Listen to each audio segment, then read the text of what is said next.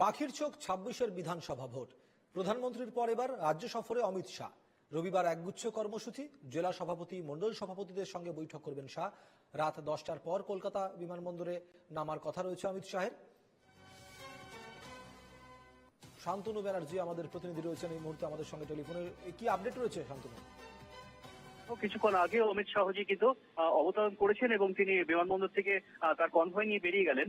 যদিও সাংবাদিকদের সঙ্গে তিনি কোনো কথা বলেননি, কিন্তু প্রোটোকল অনুযায়ী ঠিক পূর্ব ঘোষণা ছাড়া কথা বলাও যায়ও না।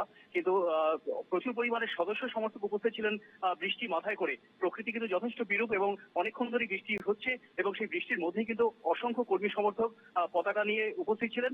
অমিত শাহজি যেটা করলেন সেটা হচ্ছে তিনি কিন্তু গাড়ি থেকে নেমে সেই সদস্য সমর্থকদের কাছে পৌঁছলেন এবং বলয় যে ব্যারিকেডগুলি তৈরি করেছিল স্বরাষ্ট্রমন্ত্রী ছিল, সেই বলয় অতিক্রম করে তিনি কিন্তু সদস্য সমর্থকদের সঙ্গে মিলিত হলেন। এমনটা আমরা দেখতে পেলাম।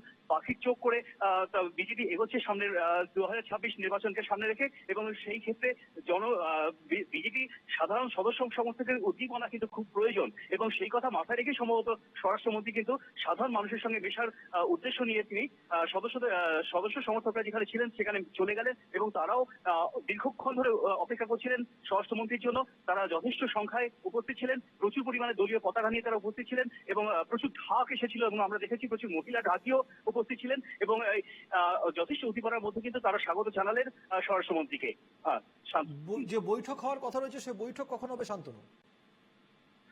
আগামীকাল বৈঠক হবে এবং আজকে রাত্রে তিনি একটি হোটেলে গিয়ে তিনি আজকে পৌঁছবেন। অমিত শাহজি এখান থেকে সরাসরি সেখানে চলে যাবেন এবং যেটা আগামীকাল তিনি মণ্ডল সভাপতি এবং জেলা সভাপতি সহ অন্যান্য কার্যকর্তাদের সঙ্গে মিলিত হবেন বৈঠকে, এমনটাই জানা যাচ্ছে।